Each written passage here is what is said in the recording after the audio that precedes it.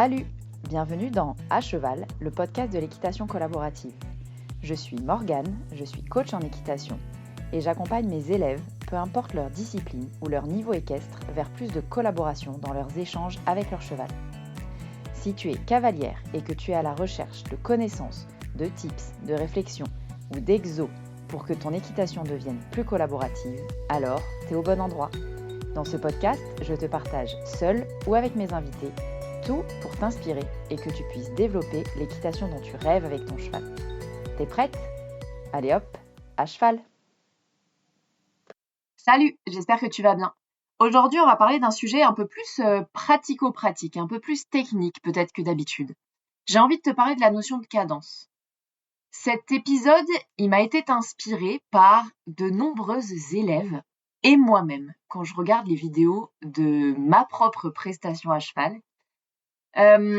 Parce que on a tous, une grande partie d'entre nous, avons la mauvaise habitude, quand on veut faire travailler notre cheval, quand on veut que notre cheval engage ses postérieurs, quand on veut qu'il travaille son dos, etc., à partir du principe que si il enclenche, ce qu'on appelle enclencher ses postérieurs, chez moi en tout cas, ses postérieurs, il va donc les engager, etc.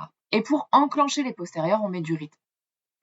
On met du rythme et au trot notamment, et on motive le cheval à aller au-delà de son propre rythme, très souvent. Comme on veut qu'il engage ses postérieurs, on a ce truc de se dire allez, on y va. Et en fait, en faisant ça, on fait tout l'inverse que de le motiver à engager ses postérieurs. Je m'explique. Imagine que tu es, on va prendre un cas extrême, une jambe de bois. Que tu as une jambe de bois, donc une jambe qui est moins mobile que l'autre. Ta jambe de bois est moins mobile que ta jambe classique, parce qu'il lui manque le genou, ok, et la cheville. Cette jambe de bois, tu vas marcher avec cette jambe de bois avec un certain pas, ok. Je vais te demander de courir très tranquillement, tu vas faire comme tu vas pouvoir. Est-ce que le fait que je te demande de courir au lieu de marcher avec ta jambe de bois va faire en sorte que ton genou et ta cheville se mettent à fonctionner? Non, puisque ton genou et ta cheville ne fonctionnent pas, ne sont pas là sur ta jambe de bois. Par contre, il y a un truc qui va arriver. C'est que pour compenser l'absence de genou et de cheville sur cette fameuse jambe de bois, tu as appris à fonctionner de manière un peu dissymétrique. Okay ? Tu as appris à faire fonctionner ton corps de manière différente. Okay ? On appelle ça les compensations. Ça veut dire que ta jambe classique, celle qui n'est pas ta jambe de bois, va prendre plus de charge, ok, et potentiellement s'user un peu plus à la longue. Mais ce n'est pas le sujet ici. Le sujet, c'est vraiment que tu comprennes que, du coup, tes compensations, maintenant que tu as ta jambe de bois, elles, si tu accélères, ne vont faire que de s'accentuer. Et c'est ça qu'on oublie quand on augmente la cadence chez nos chevaux. C'est qu'en vrai, en augmentant la cadence chez nos chevaux, en leur mettant du rythme, en leur demandant d'aller plus vite ou dans une énergie au-delà de celle qu'ils sont capables de mettre à l'instant T, en vrai, on les motive à fonctionner encore plus avec leur compensation. Alors que c'est tout l'inverse qu'on aimerait faire. Et le plus souvent, ce qui est le plus pertinent, c'est si jamais simplement, entre guillemets, au trot, notre cheval ne se met pas à engager comme on veut, c'est d'aller chercher des exercices qui vont motiver cet engagement en douceur. Et ça, on l'oublie trop souvent. On a tous vraiment, peut-être pas, hein, peut-être que quand tu vas m'écouter, tu vas dire « Ah non, mais moi pas du tout ». Mais on a tous appris, ou une très grande majorité d'entre nous avons appris, que pour faire engager les postérieurs de notre cheval, il faut mettre des jambes et bourrer dedans, entre guillemets, ok ? Pour qu'il avance, pour qu'il se mette en fonction, etc., etc. En vrai, en faisant ça, on le met au-delà de sa cadence naturelle et de son rythme, du rythme qu'il a à l'instant T, ok, ou du rythme dont il a besoin à l'instant T. Et en faisant ça, comme je vous l'expliquais juste avant, on motive ces compensations plus que motiver l'engagement ou la progression de ses postérieurs. Maintenant que j'ai posé ça, c'est quoi la cadence de mon cheval? Et ça, c'est toute la difficulté. Comme je t'explique avec cette image de jambe de bois, le plus important pour respecter au maximum la physiologie de ton cheval avec le moins de compensation possible, c'est de se repérer à la jambe la plus faible. Ton cheval, sur ses 4 membres, il a un membre qui va fonctionner un peu moins bien que les autres, forcément. L'idée de la cadence idéale pour ton cheval à l'instant T, c'est de repérer le membre qui fonctionne le moins bien et de se caler dessus.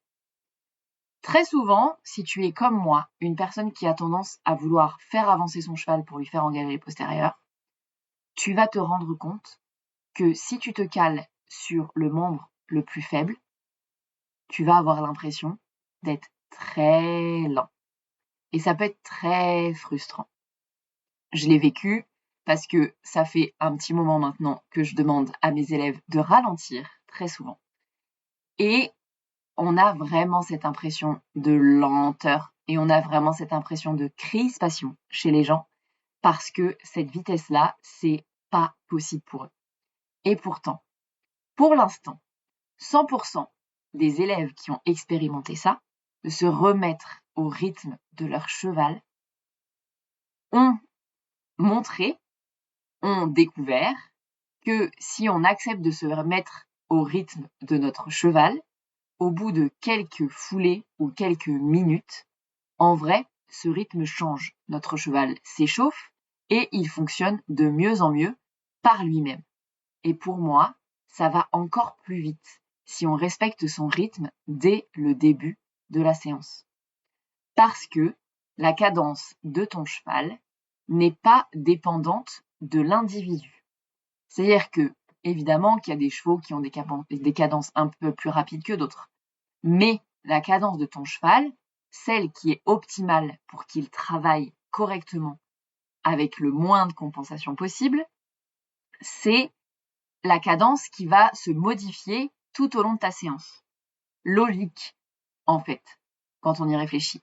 Si on part du principe qu'on se cale sur le membre le plus faible, ce membre-là et le système autour de ce membre-là, il va se mettre en fonction au fur et à mesure. Il va s'échauffer au fur et à mesure. Il va s'assouplir peut-être au fur et à mesure. Et c'est là que la cadence va changer et souvent va augmenter sans mettre le cheval en difficulté. Et c'est donc là, dans cette deuxième partie de séance, que on va pouvoir demander des efforts à ce membre parce qu'il s'est échauffé, parce qu'il a été respecté dans sa physiologie, dans son rythme, et donc là, maintenant qu'il est chaud, il est prêt à aller un peu au-delà des limites qu'il avait jusque-là. Donc, si j'ai vraiment un truc que j'ai envie de partager avec cet épisode-là, c'est vraiment cette notion de rythme. Peut-être que, quand tu m'écoutes, ça a une certaine logique.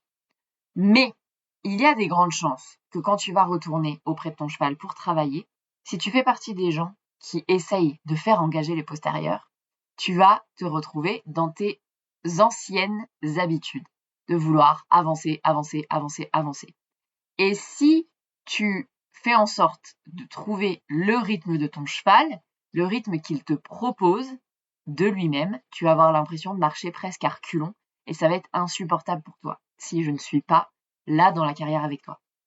Donc, si jamais tu veux expérimenter ça, pars du principe que c'est normal que ça va te paraître très très lent. C'est normal que au bout de quelques secondes, tu te dises « Non mais l'autre, elle dit n'importe quoi ». C'est normal que tu reviennes à tes vieux schémas parce que le rythme de ton cheval, il y a des chances qu'en début de séance, il te paraisse extrêmement lent. Mais si tu veux le tester, fais-moi confiance. Vraiment, reste à ce rythme très lent.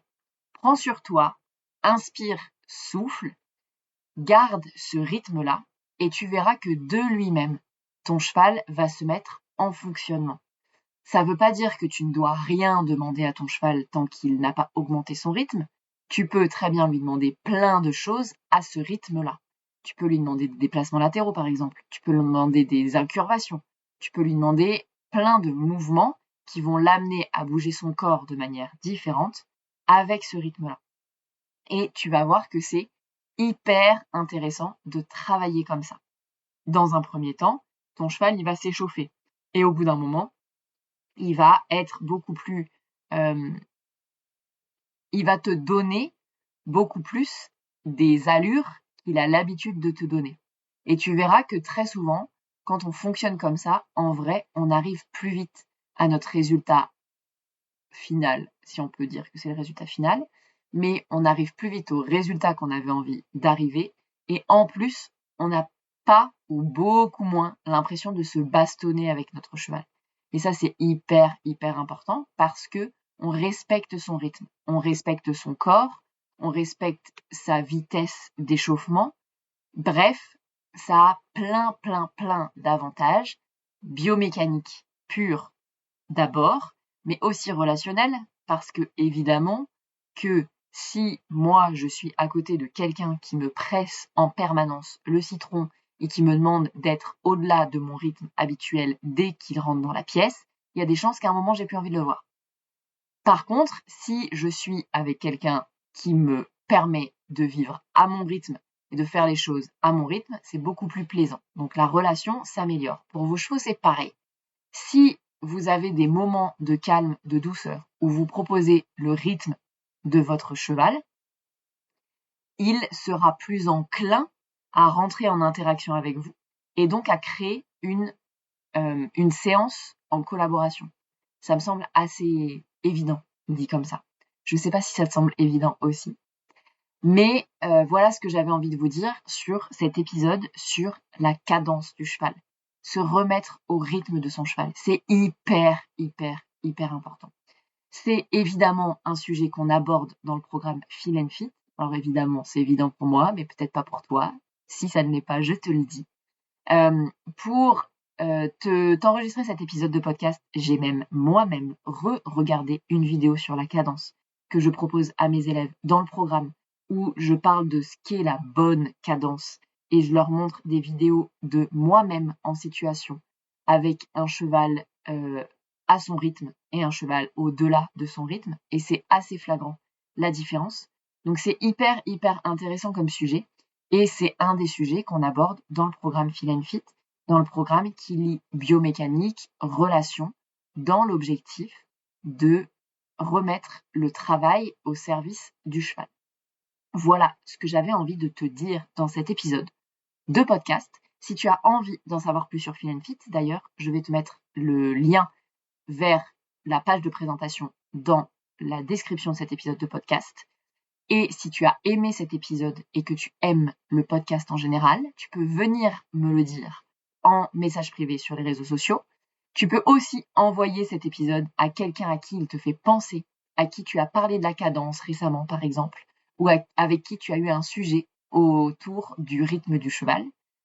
Tu peux aussi aller mettre un commentaire et ou 5 étoiles sur la plateforme d'écoute que tu utilises. Ça m'aide beaucoup à faire connaître le podcast à d'autres propriétaires de chevaux qui veulent monter dans la collaboration. Donc n'hésite pas à aller mettre des commentaires sur la plateforme d'écoute que tu utilises et 5 étoiles. Vraiment, je crois que c'est la chose qui m'aide le plus à mettre le podcast en avant sur les plateformes d'écoute directement.